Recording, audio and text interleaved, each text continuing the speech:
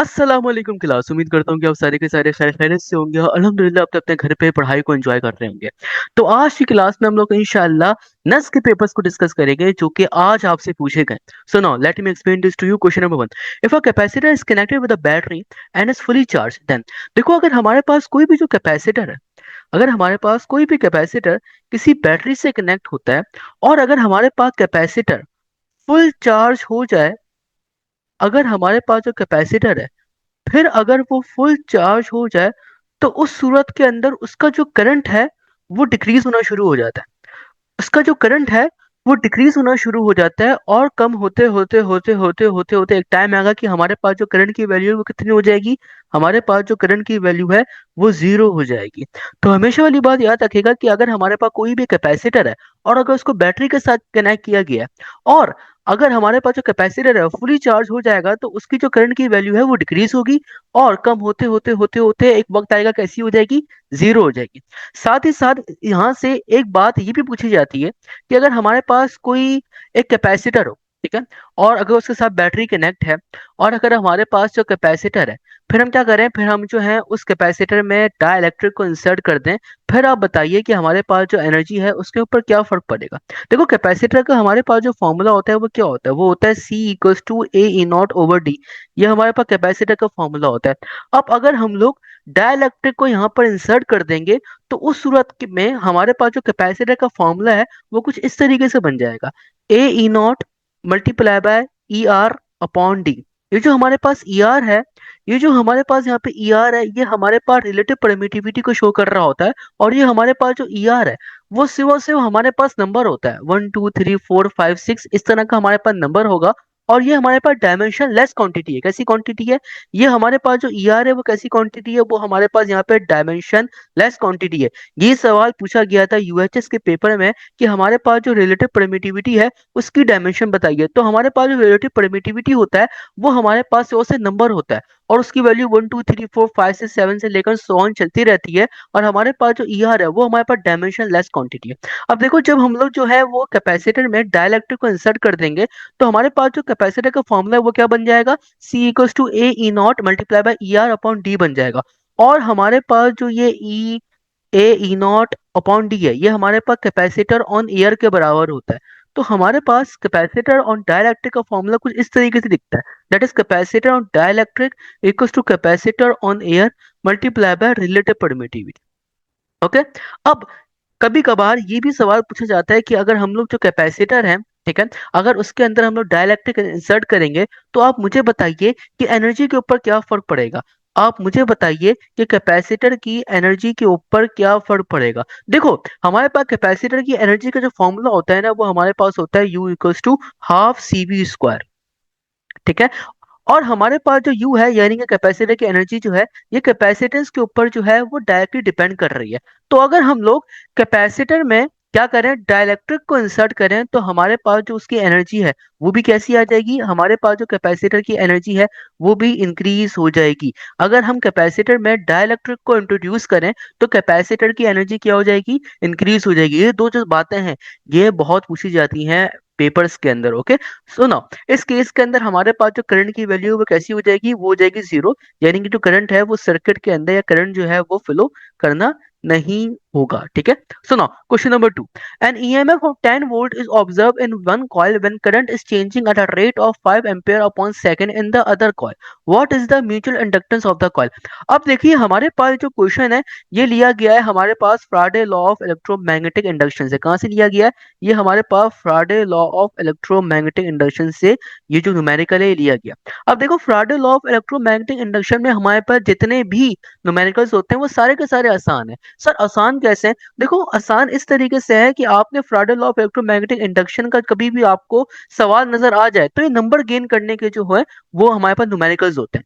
और इसमें सबसे अच्छी जो ट्रिक होती है ना वो ये होती है कि हमारे पास इसमें जो है आपने सिर्फ और सिर्फ फॉर्मूला अप्लाई करना है। अगर फ्राडे लॉ ऑफ इलेक्ट्रोमैग्नेटिक इंडक्शन का सवाल आ गया तो वो नंबर गेन आपके पास आनी हो जाएंगे और आपने सिर्फ और सिर्फ फॉर्मूला वहां पे अप्लाई करना होता है और सारी की सारी जो चीजें हैं वो वहां पे पास आने की गिवन होती है। अब देखो वो हमें क्या कह रहे हैं, वो हमें म्यूचुअल इंडक्टेंस का क्वेश्चन दे रहे हैं। ये देखो यहाँ पे लिखा हुआ है what is the mutual inductance, यानी कि अगर सवाल में म्यूचुअल इंडक्टेंस का जिक्र आ गया तो जो म्यूचुअल इंडक्शन का जो हमारे पास फॉर्मूला है फ्राडे लॉ ऑफ इलेक्ट्रोमैग्नेटिक इंडक्शन में, वो लगाना ही लगाना है। ओके, वो क्या होता है, वो हमारे पास होगा that is E equals to M delta I P over delta T. ये हमारे पास जो होता है वो म्यूचुअल इंडक्शन का फ्राडे लॉ ऑफ इलेक्ट्रोमैग्नेटिक इंडक्शन में क्या होता है, फॉर्मूला होता है। और जो हमारे पास ट्रांसफार्मर होता है, और जो हमारे पास ट्रांसफार्मर होता है वो भी म्यूचुअल इंडक्शन के प्रिंसिपल के ऊपर क्या करता है, वर्क करता है। ये भी काफी दफा पूछा जाता है माजी के पेपर्स में। सो ना, अब वो हमसे क्या कह रहे हैं, वो हमें बेसिकली वाली बात बता रहे हैं कि हमारे पास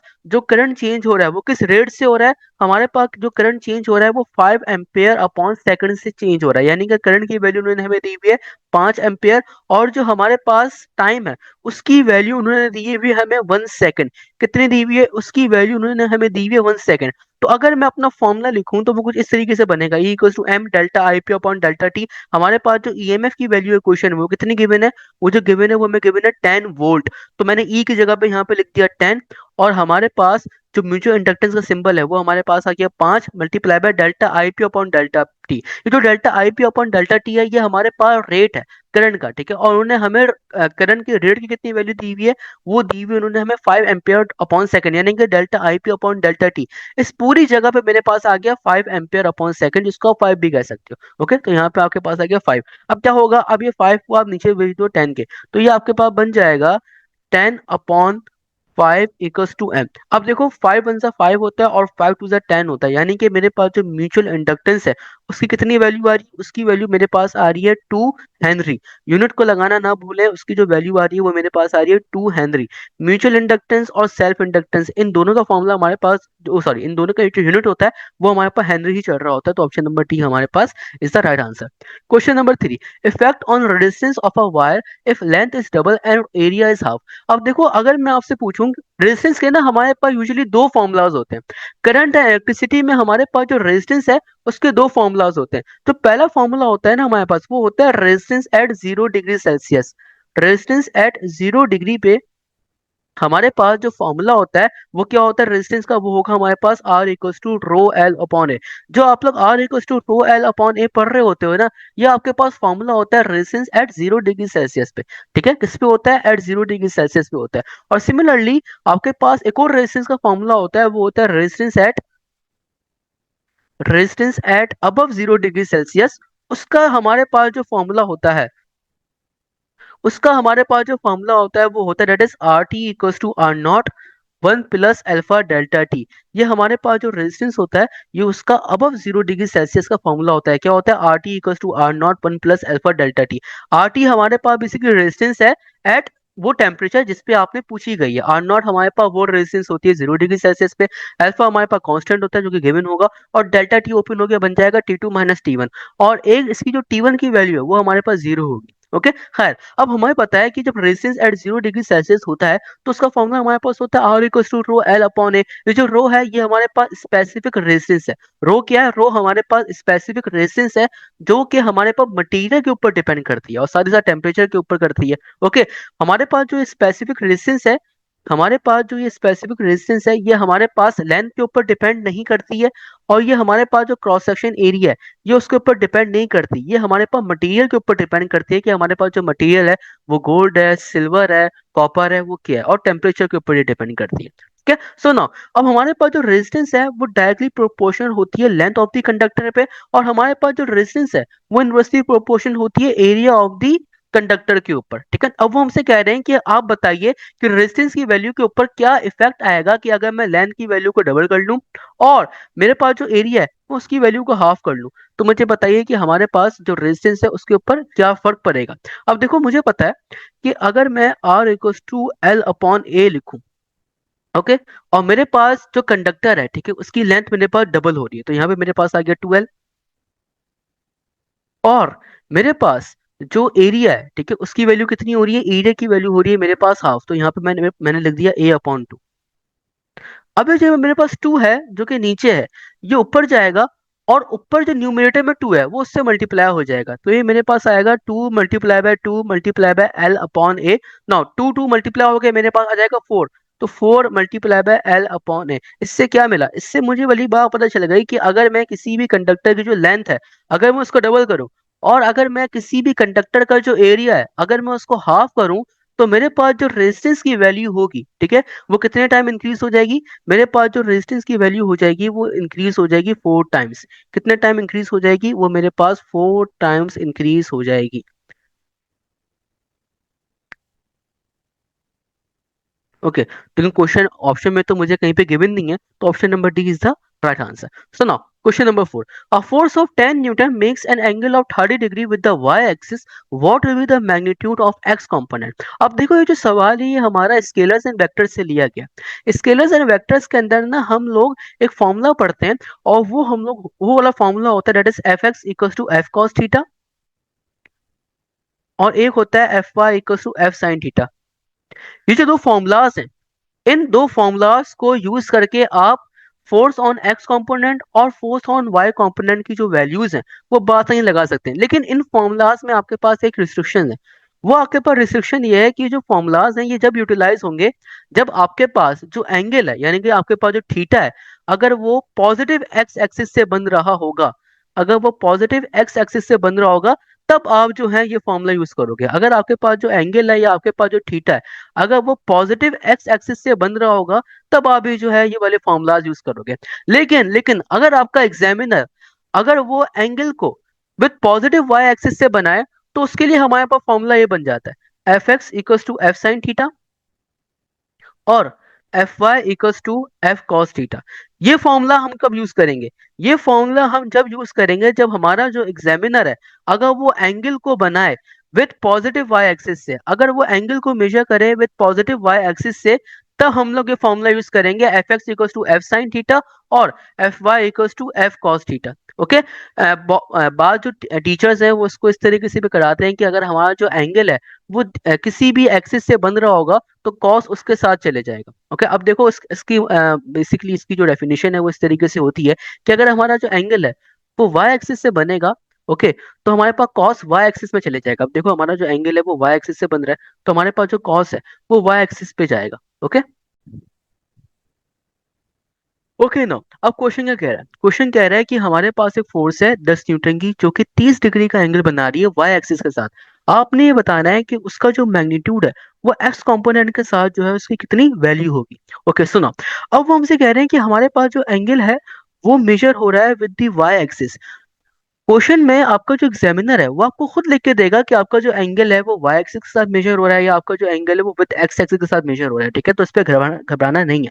हमारे पास जो एंगल है वो विद पॉजिटिव वाई एक्सिस के साथ मेजर हो रहा है, ठीक है, और वो हमसे पूछ रहे हैं कि आप बताइए कि हमारे पास एस कंपोनेंट में जो मैग्नीट्यूड है उसकी कितनी वैल्यू है। ओके, तो हम लोग जो फॉर्मूला अप्लाई करेंगे वो करेंगे F x equals to F sine theta का। कौन सा करेंगे, F x equals to F sine theta का। सुनो, अगर मैं यहाँ पे फॉर्मूला लिखूं F x equals to F sine theta, तो मेरे पास जो फोर्स है उसकी कितनी वैल्यू गिवन की हुई है, मेरे पास जो फोर्स है उसकी वैल्यू गिवन की हुई है 10 न्यूटन। ये रही, मेरे पास जो फोर्स है उसकी वैल्यू गिवन की हुई है 10 न्यूटन, और मेरे पास जो एंगल है उसकी जो वैल्यू है वो गिवन की हुई है 30, that is sine 30 degree. Okay सुनो, 10 मल्टीप्लाई में मेरे पास जो साइन 30 है वो बराबर होता है 1/2 के, तो यहाँ पे मेरे पास आ गया 1/2। सुनो, 2 1 2 होता है और 2 5 10 होता है, तो मेरे पास जो फोर्स होगी एस कंपोनेंट में उसका मैग्नीट्यूड कितना आ रहा है, वो मेरे पास आ रहा है 5 न्यूटन का। एफ एस की वैल्यू कितनी है, 5 Newton, which is option number A is the right answer.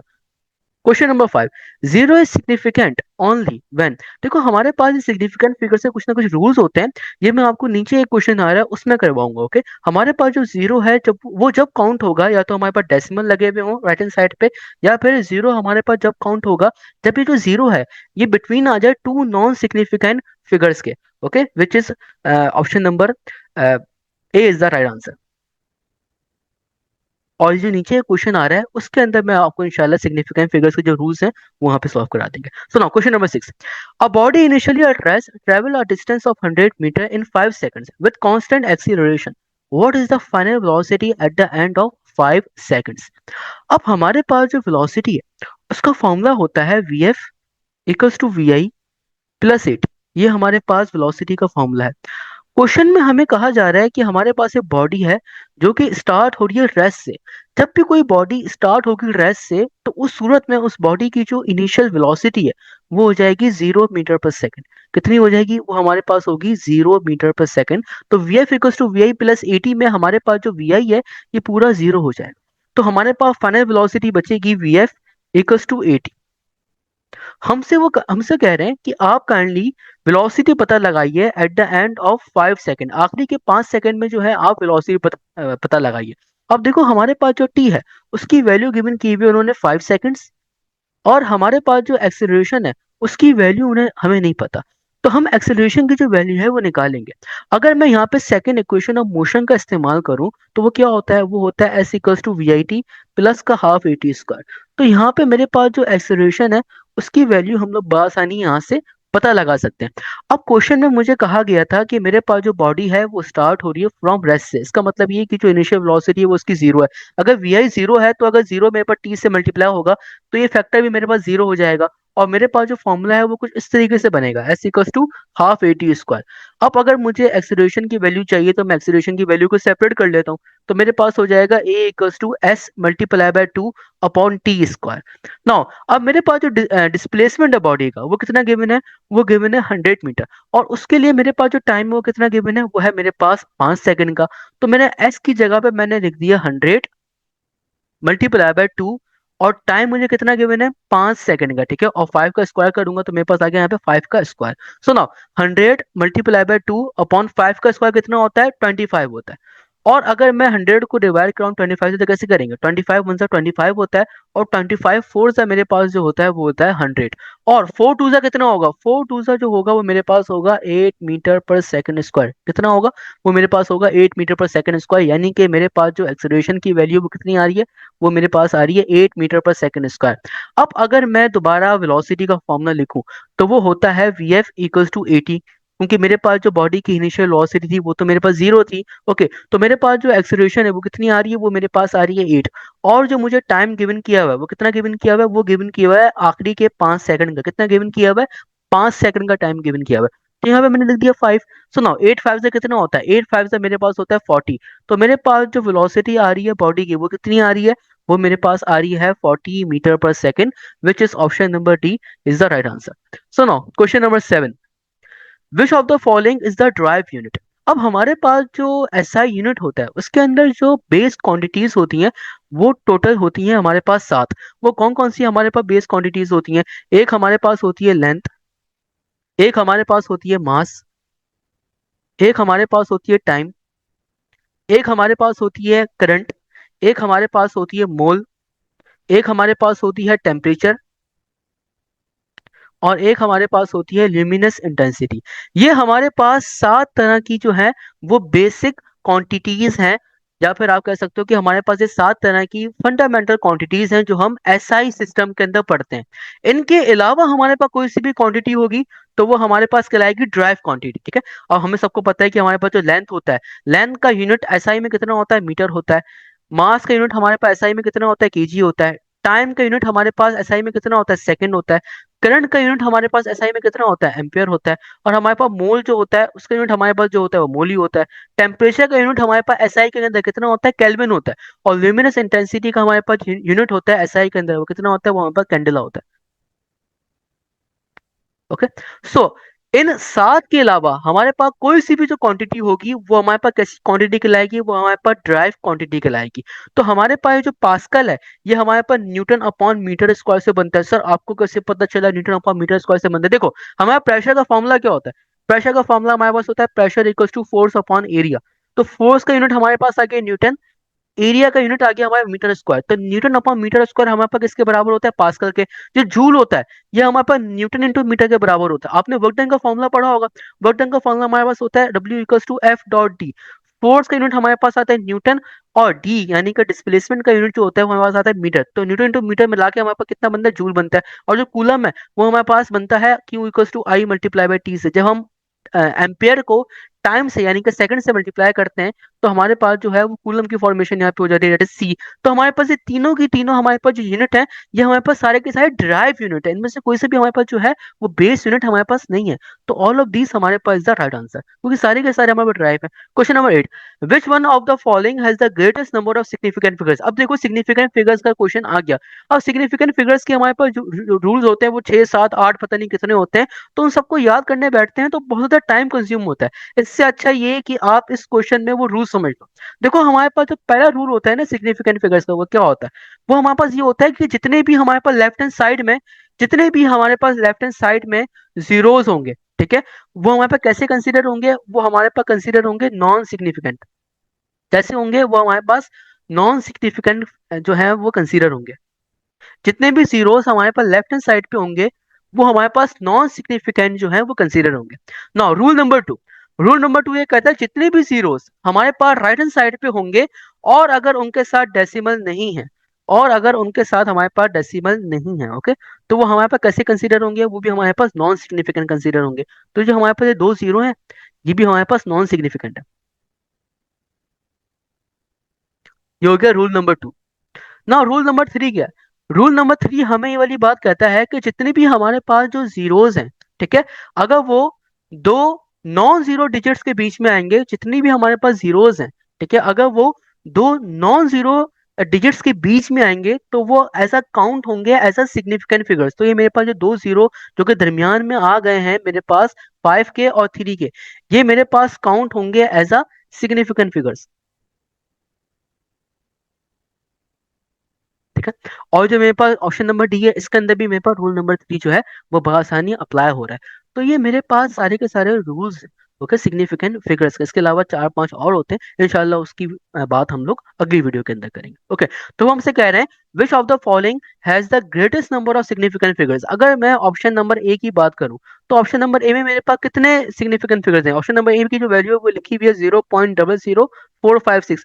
मैंने कहा था कि आपके पास जितने भी जीरोस लेफ्ट हैंड साइड पे होते हैं वो सिग्निफिकेंट फिगर्स काउंट नहीं होते। इसका मतलब ये है कि हमारे पास जो ये एन के 3 है, हमारे पास जो ये एन के तीन तीन है, ये हमारे पास सिग्निफिकेंट फिगर्स काउंट होंगे। ओके, और ऑप्शन नंबर बी क्या कह रहा है, ऑप्शन नंबर बी हमें कह रहा है 45600। मैंने आपसे कहा था कि हमारे पास जितने भी सिग्निफिकेंट फिगर्स हैं, ठीक है, सॉरी, हमारे पास जितने भी जीरोस हैं, कोई खेल ही सारा जीरो का है, हमारे पास जितने भी जीरोस हैं अगर वो राइट हैंड साइड पे आ रहे होंगे, ओके, तो वो हमारे पास काउंट नहीं होंगे एज अ सिग्निफिकेंट फिगर। तो हमारे पास जो दो हैं, ये जो हमारे पास दो जीरो हैं, ये सिग्निफिकेंट फिगर काउंट नहीं होंगे। हमारे पास कौन से काउंट होंगे, 4 5 6 होंगे, ठीक है। तो इसके अंदर भी कितने सिग्निफिकेंट फिगर्स हैं, 3 है। नाउ ऑप्शन नंबर सी में हमें वाली बात कही जा रही है 5.003। अब हमारे पास जितने भी जीरोस हैं अगर वो दो नॉन जीरो के बीच में आएंगे तो वो काउंट होंगे एज अ सिग्निफिकेंट फिगर, यानी कि मेरे पास जो दो जीरो है ये काउंट होंगे मेरे पास एज अ सिग्निफिकेंट फिगर। और ये जो मेरे पास 5 है और जो मेरे पास ये 3 है ये भी काउंट होंगे एज अ सिग्निफिकेंट फिगर्स, ठीक है, क्योंकि ये मेरे पास जीरो तो नहीं है, ठीक है। तो ये हमारे पास 5.003 में कितने नंबर ऑफ सिग्निफिकेंट फिगर्स आ रहे हैं, 4 सिग्निफिकेंट फिगर्स आ रहे हैं।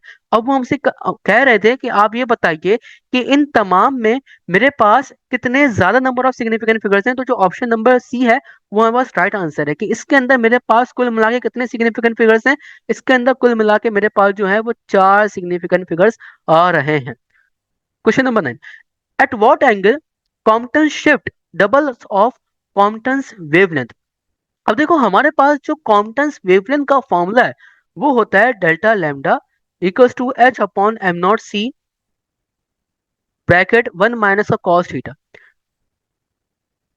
ये जो हमारे पास डेल्टा लैम्डा है ना इसी को हम लोग कह रहे होते हैं शिफ्ट इन वेवलेंथ। क्या कह रहे होते हैं, इसी को हम लोग कह रहे होते हैं शिफ्ट इन वेवलेंथ। और ये शिफ्ट इन वेवलेंथ ओपन होके बन जाता है लैम्डा एस माइनस का लैम्डा आई।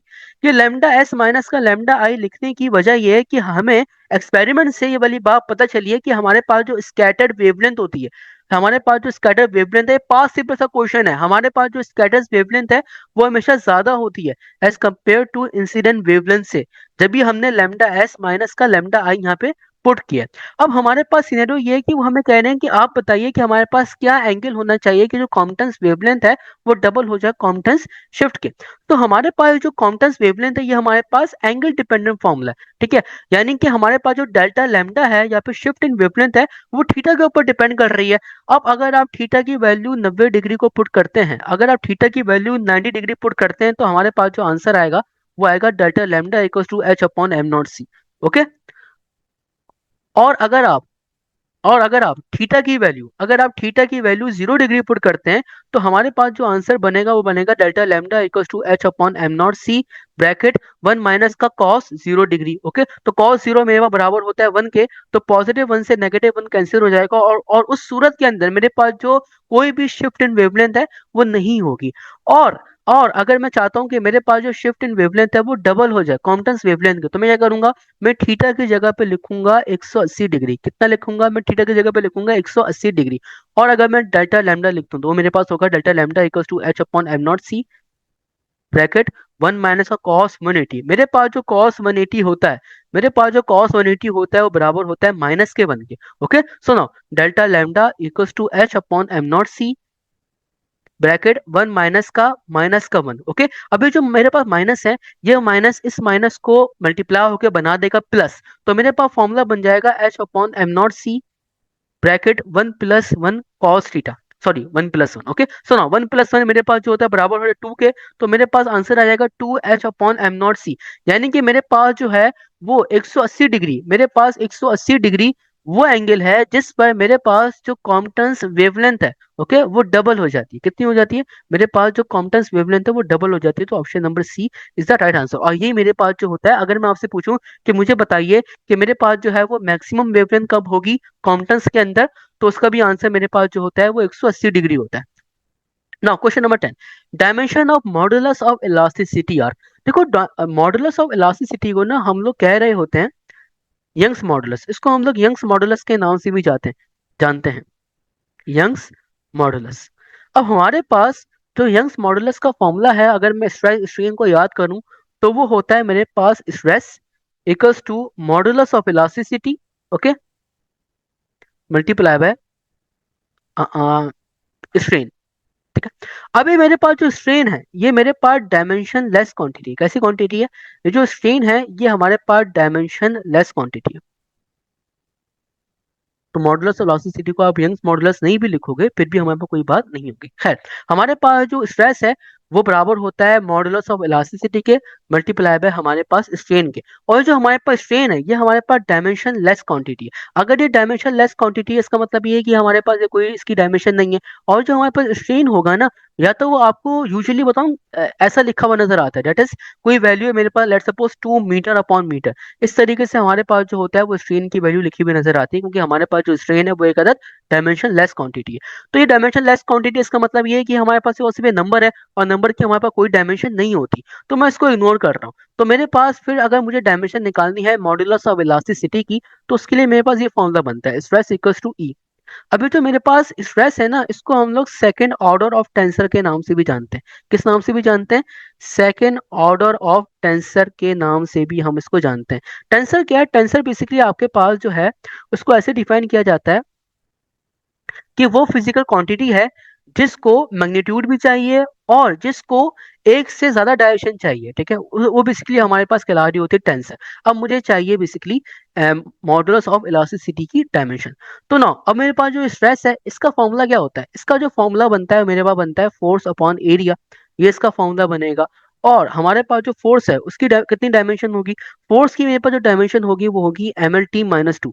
और मेरे पास जो एरिया है उसकी डायमेंशन मेरे पास होगी L square equals to modulus of elasticity. अभी मेरे पास जो एल स्क्वायर है उसको ऊपर भेज दो, तो ये बन जाएगा आपके पास E equals to M L t-2। और ये एल स्क्वायर नीचे आके पॉजिटिव है, जब ये ऊपर जाएगा तो नेगेटिव बन जाएगा, तो बन गया आपके पास एल की पावर -2। नौ जब आपके पास बेसिस सेम होंगी, तो आपके पास जो पावर्स हैं वो बआसानी ऐड हो जाएंगी।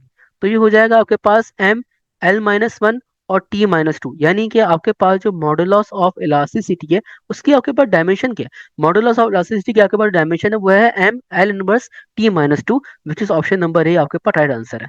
तो मॉडुलस ऑफ इलास्टिसिटी ना आपके पास स्लोप भी होता है, slope of strain strain stress diagram, slope of strain stress diagram भी आपके पास जो होता है वो मॉडुलस ऑफ इलास्टिसिटी कहला रहा होता है। Slope of strain stress diagram आपके पास क्या कहला रहा होता है? आपके पास कहला रहा होता है modulus of elasticity. Question number 11, when will the magnetic force not act on the particle?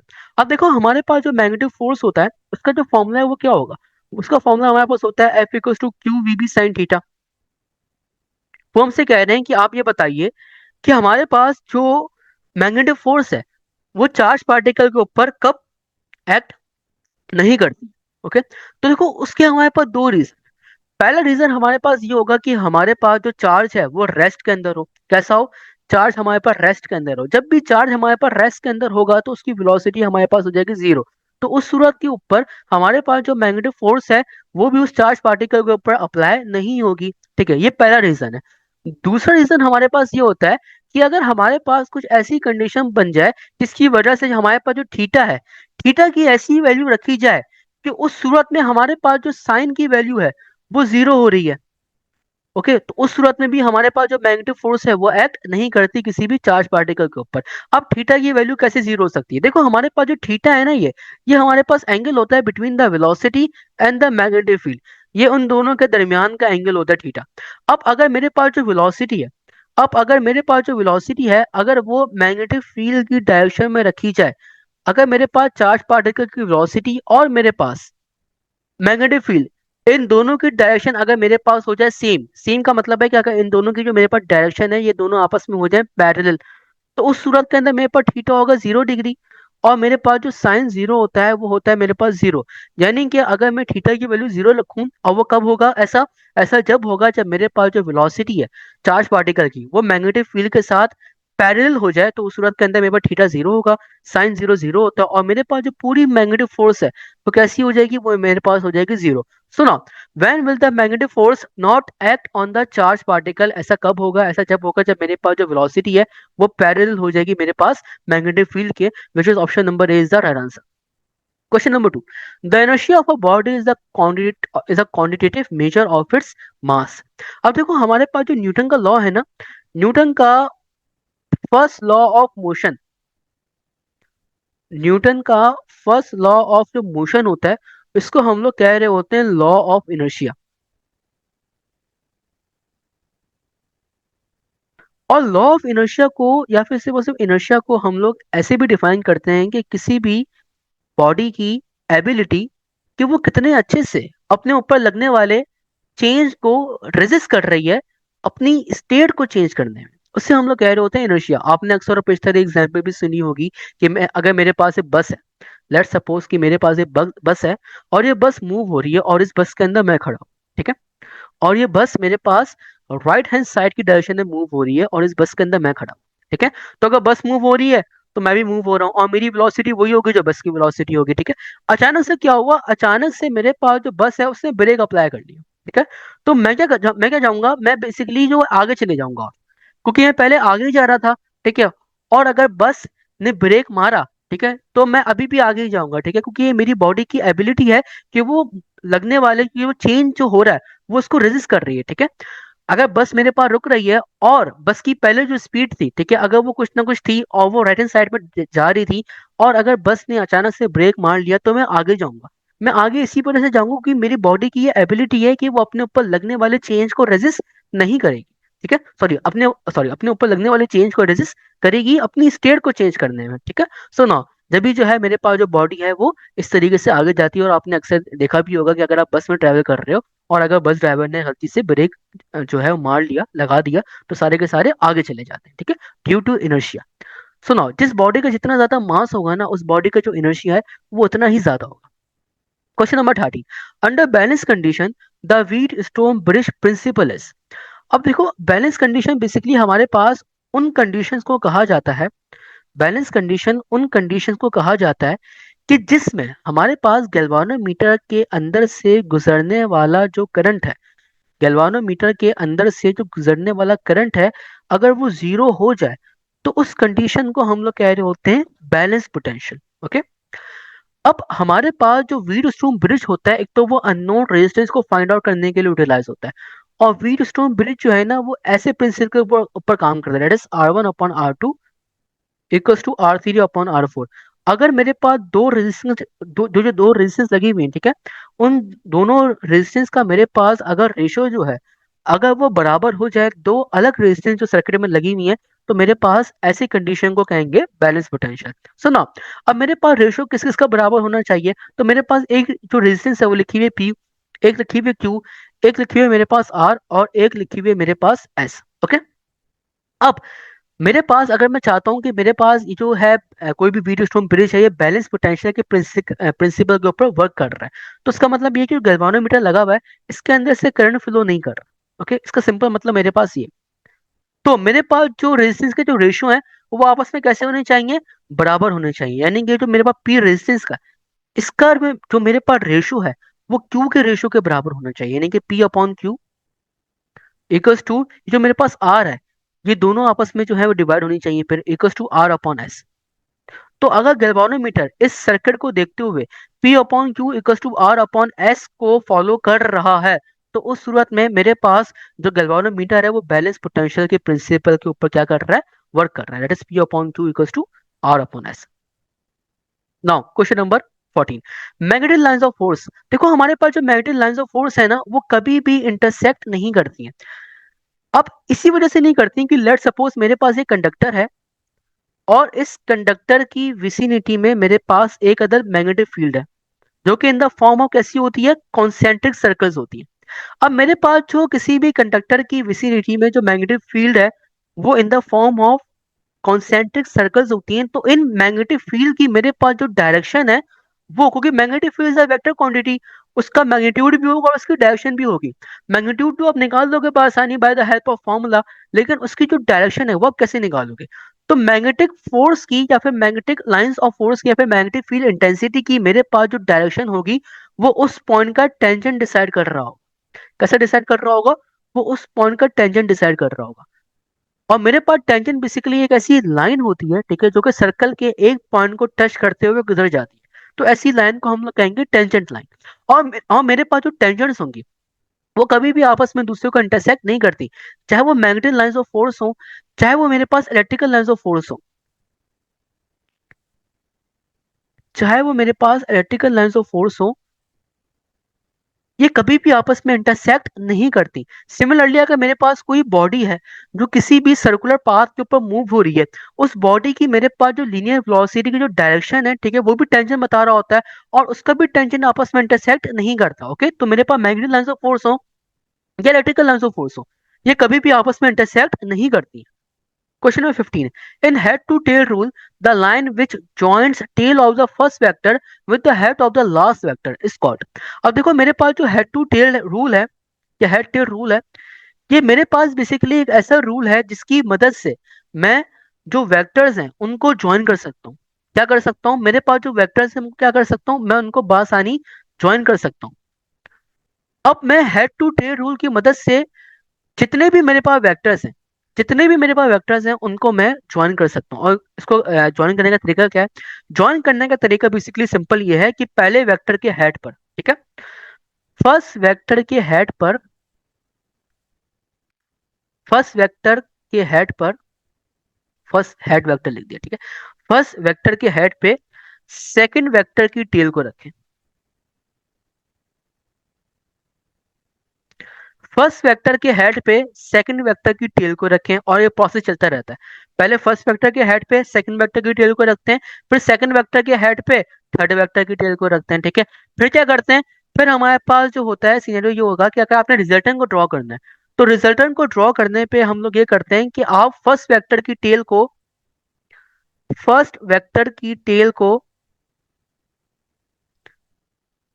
Last vector के हेड से मिलाते हैं, फर्स्ट वेक्टर की टेल को लास्ट वेक्टर के हेड से मिलाते हैं, तो आपको जो एक लाइन मिलती है वो लाइन आपके पास कहला रही होती है resultant.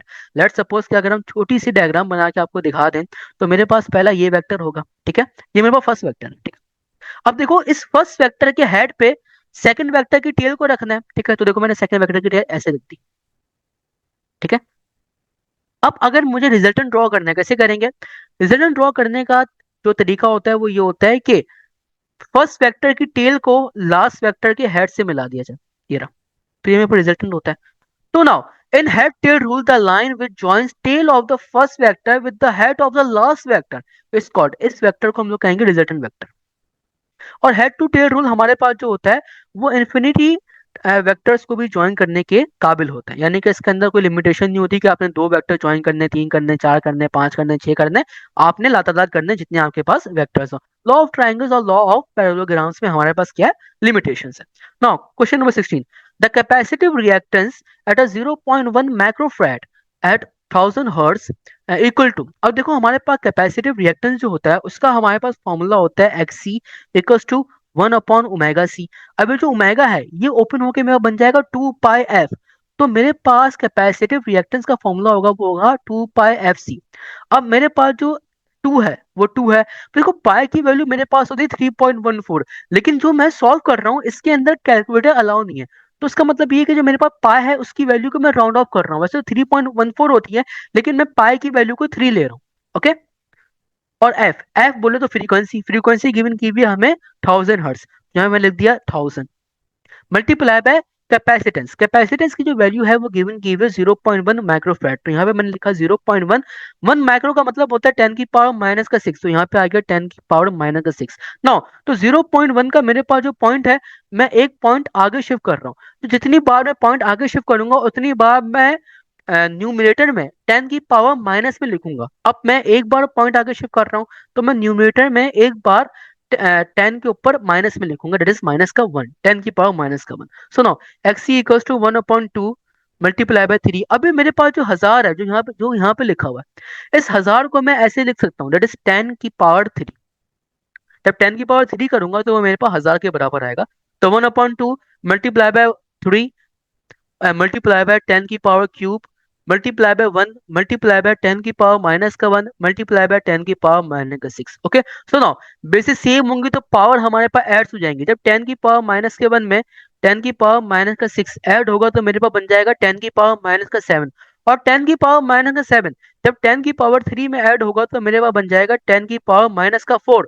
So now 1/2 multiply by 3 multiply by 10 की पावर माइनस का 4, जो 10 की पावर माइनस का 4 है ये नीचे डिनोमिनेटर में, जब ये ऊपर जाएगा तो पॉजिटिव बन जाएगा। 10 की पावर माइनस का 4 ऊपर गया तो मेरे पास बन गया पॉजिटिव, तो ये हो गया मेरे पास 10 की पावर 4 अपॉन 2 मल्टीप्लाई बाय 3।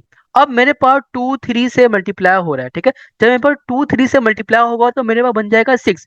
तो 10 की पावर 4 ऊपर है और जब 2 3 से मल्टीप्लाई होगा तो मेरे पास आ जाएगा 6। अब क्या करना है, अब हमने 1 को डिवाइड करना है 6 से, ठीक है, 10 की पावर 4 को नहीं करना 6 से, आपने हमने 1 को डिवाइड करना है 6 से, क्योंकि देखो 10 की पावर 4 ऐसे भी तो लिखा जा सकता है 10 की power 4 multiply by 1 divided by 6, ठीक है। तो हमने 1 को डिवाइड करना है 6 से, कैसे करेंगे, 1 अंदर जाएगा 6 आपके पास आ जाएगा बाहर।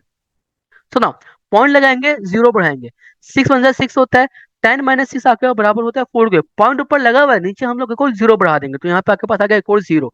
नो 6 1 6 होता है और 6 6 आपके पास होता है 36, तो यहाँ पे आपके पास आ गया 0.16। तो जब आप 1 को डिवाइड करते हैं 6 से तो आपके पास जो आंसर आता है वो आता है 0.16। सुनो, इसको मैं यहाँ लिख देता हूँ 0.16 मल्टीप्लाई बाय 10 की पावर 4, ये आपके पास जो है वो कंडीशन है। अब ये जो 10 की पावर 4 है ये 0.16 से क्या हो रहा है, मल्टीप्लाई हो रहा है, तो मैं ऐसे इसको खोल के लिख रहा हूँ, दैट इज 0.16 मल्टीप्लाई बाय 10 की पावर 2 मल्टीप्लाई बाय 10 की पावर 2। जो 10 की पावर 2 है जब ये 0.16 से मल्टीप्लाई होगा तो मेरे पास आंसर आएगा 16 मल्टीप्लाई बाय 10 की पावर 2। और जो 16 मल्टीप्लाई बाय 10 की पावर 2 है, तो 10 की पावर 2 है, ये मेरे को 100 के बराबर होता है, ठीक है, यानी कि 16 के आगे मैं दो जीरो और लगाऊंगा तो ये हो जाएगा 16 के आगे दो जीरो और 10 की पावर 2 का मतलब है कि 16 के आगे दो जीरो लगाने, तो 16 के आगे एक जीरो लगाया फिर दो जीरो लगाया, यानी कि इसका जो मेरे पास आंसर है वो आएगा 1600। इसका मेरे पास आंसर आएगा 1600 which is option number B is the right answer. लेकिन सर वहां पे तो आंसर 1592 आ रहा है, इसी वजह से आ रहा है क्योंकि मैंने पाई की वैल्यू 3.14 नहीं ली, मैंने पाई की वैल्यू 3 ली थी।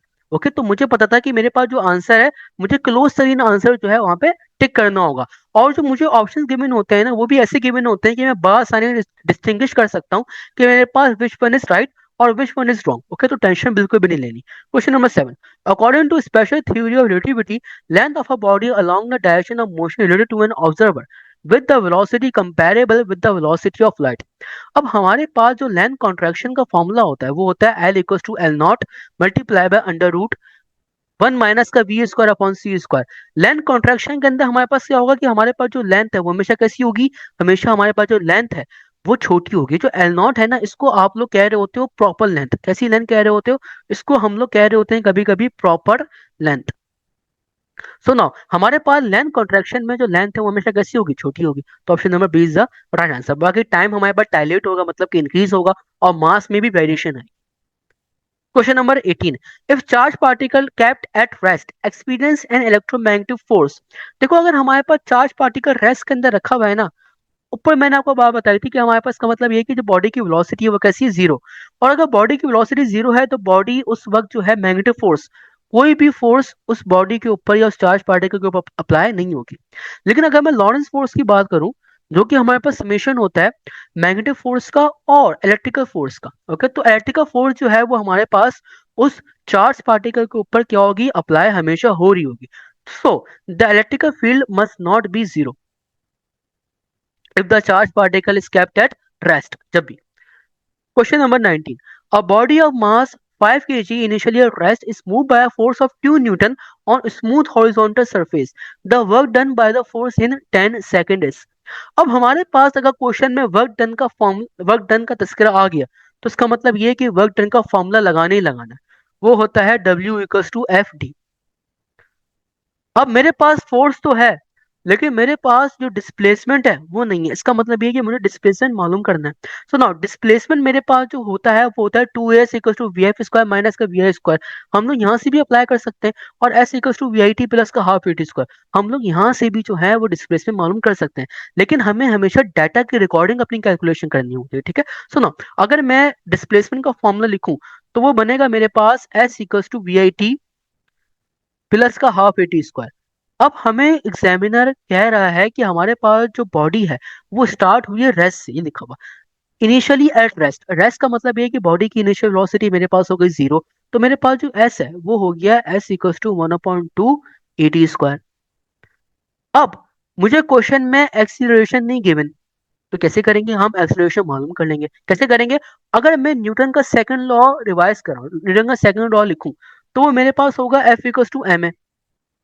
अब क्वेश्चन में मुझे फोर्स भी गिवन है जो कि 2 न्यूटन की है, और क्वेश्चन में मुझे मास भी गिवन है जो कि 5 किलोग्राम है। तो यहाँ से मैं आसानी एक्सीलरेशन मालूम कर सकता हूँ, और S equal to half A T square में पुट करके अपनी जो डिस्प्लेसमेंट है उसकी वैल्यू को पता लगा सकता हूँ। सुनो, a equal to f by m होगा। अब मेरे पास जो फोर्स है वो आ गई 2, और मेरे पास जो मास है उसकी वैल्यू आ गई मेरे पास 5। ओके, तो मैंने 2 को डिवाइड करना है 5 से। कैसे करेंगे, 2 अंदर जाएगा, 5 मेरे पास आ जाएगा बाहर। अब पॉइंट लगाएंगे, जीरो बढ़ाएंगे, 5 × 1 = 5 होता है, एंड 5 × 4 मेरे पास होता है 20। तो मेरे पास जो एक्सीलरेशन है वो आ रही है 0.4, या फिर मैं इसको ऐसे भी ले सकता हूँ 4 × 10⁻⁻⁻⁻⁻⁻⁻⁻⁻⁻⁻⁻⁻⁻⁻⁻⁻⁻⁻⁻⁻⁻⁻⁻⁻⁻⁻⁻⁻⁻⁻⁻⁻⁻⁻⁻⁻⁻⁻⁻⁻⁻⁻⁻⁻⁻⁻⁻⁻⁻⁻⁻⁻⁻⁻⁻⁻⁻⁻⁻⁻⁻⁻⁻⁻⁻⁻⁻⁻⁻⁻⁻⁻⁻⁻⁻⁻⁻⁻⁻⁻⁻⁻⁻⁻⁻⁻⁻⁻⁻⁻⁻⁻⁻⁻⁻⁻⁻⁻मेरे पास 4 ×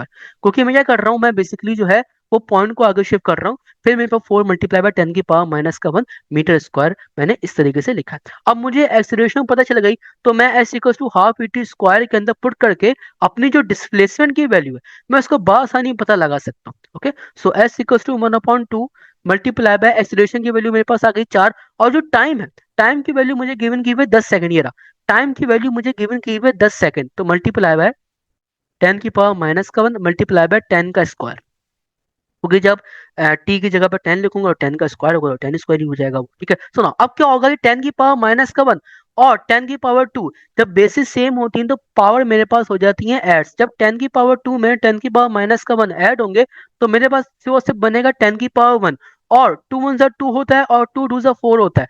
तो मेरे पास जो डिस्प्लेसमेंट है वो कितनी आएगी, मेरे पास जो डिस्प्लेसमेंट है वो आएगी 2 × 10, यानी कि 10 मेरे पास होता है 20। तो मेरे पास जो डिस्प्लेसमेंट है वो आएगी 20 मीटर। अब मुझे जो है work done equal to F D होता है। अब मुझे फोर्स भी पता है और मुझे डिस्प्लेसमेंट भी पता है, ठीक है। अब मैं बआसानी वर्क डन जो है उसकी वैल्यू को निकाल सकता हूँ। So W equal to F D होता है। अब मेरे पास जो फोर्स है वो गिवन थी मुझे 2 न्यूटन, मेरे पास जो फोर्स है वो गिवन थी मुझे 2 न्यूटन, और जो मैंने डिस्प्लेसमेंट निकाली है वो थी 20। तो 20 × 2 मेरे पास बराबर होगा 40 के। तो मेरे पास जो वर्क डन आएगा वो कितना आएगा, मेरे पास वर्क डन आएगा 40 जूल के। Question number 20, the direction of linear velocity of a body moving in a circle is. अब अगर हमारे पास कोई भी बॉडी किसी भी सर्कुलर पाथ के ऊपर रिवॉल्व कर रही होती है, तो उस लीनियर वेलोसिटी की हमारे पास जो डायरेक्शन होती है वो उस पॉइंट का टेंशन बता रहा होता है। अब हमारे पास, अब क्योंकि जो लीनियर वेलोसिटी की डायरेक्शन है वो उस पॉइंट का टेंजेंट बता रहा होता है, तो बुक्स के अंदर हमें ये टेंजेंशियल वेलोसिटी भी लिखा हुआ नजर आ रहा होता है। ओके, अब यूनिफॉर्म सर्कुलर मोशन में मेरे पास जो बॉडी की लीनियर वेलोसिटी है, ओके, यूनिफॉर्म सर्कुलर मोशन के अंदर मेरे पास बॉडी की लीनियर वेलोसिटी की डायरेक्शन चेंज होती है, जिसकी वजह से मेरे पास बॉडी के अंदर सेंटीपिटल एक्सीलरेशन आता है। Okay, so which is option number D is the right answer, कि हमारे पास जो लीनियर वेलोसिटी की डायरेक्शन है वो कैसे पता लगती है, हमारे पास अलोंग द टेंजेंट होती है। So this is all about कि वो एमसीक्यू जो कि नस के पेपर्स में आए हुए थे। Okay, thank you for watching this video and thank you for attending this session. जजाकल्लाह, टेक केयर ऑफ योरसेल्फ, अल्लाह हाफिज।